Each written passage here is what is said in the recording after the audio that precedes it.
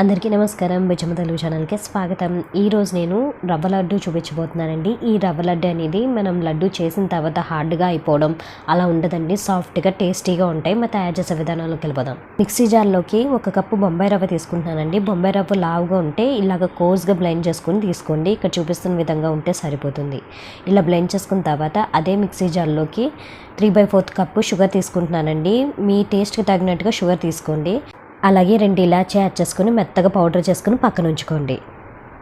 ప్యాన్లోకి 2 table spoon గీ add చేసుకోండి. గీ లైట్గా వేడెక్కగానే దీంట్లోకి 8 నుంచి 9 జీడిపప్పులు అలాగే 5-6 కిస్మిస్లు యాడ్ చేసుకుని లైట్ గోల్డెన్ బ్రౌన్ కలర్ వచ్చేంతసేపు ఫ్రై చేసుకుని పక్కన ఉంచుకోండి.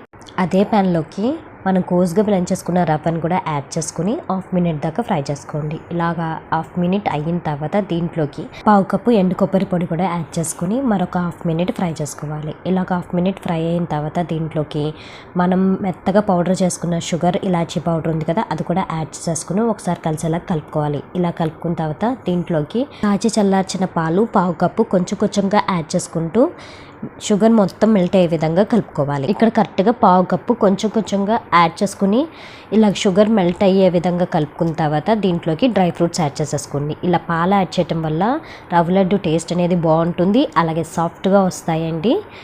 ఇలాగ కలుపుకున్న తర్వాత ఓవర్ కుక్ చేయకూడదండి. వెంటనే ఒకసారిగా బాగా కలిసేలా కలుపుకొని స్టవ్ ఆఫ్ చేసేసుకోండి. కొంచెం చల్లారనివ్వండి. గోరువెచ్చగా ఉన్నప్పుడు లడ్డూలు చుట్టుకోండి. ఇక్కడ చూపిస్తున్న విధంగా మర్చిపోకుండా పాలు ఎక్కువ పోయకూడదు. అలాగే పాలు పోసిన తర్వాత పంచదార అంతా కరిగి డ్రై ఫ్రూట్స్ వేసిన తర్వాత వెంటనే స్టవ్ ఆఫ్ చేసుకోవాలండి. ఈ రవ్వ లడ్డూలు వారం రోజులు సాఫ్ట్గా టేస్టీగా ఉంటాయండి. తప్పకుండా ట్రై చేసి ఈ ఫెస్టివల్కి ఎలా ఉందో కామెంట్ సెక్షన్లో చెప్పండి. వినాయక చవితి సంబంధించిన ప్రసాదాలు ఎండ్ కార్డ్లో ఇస్తానండి. తప్పకుండా చెక్అవుట్ చేయండి. మరొక మంచి వీడియోతో మీ ముందుంటాను. అప్పటి వరకు సెలవు.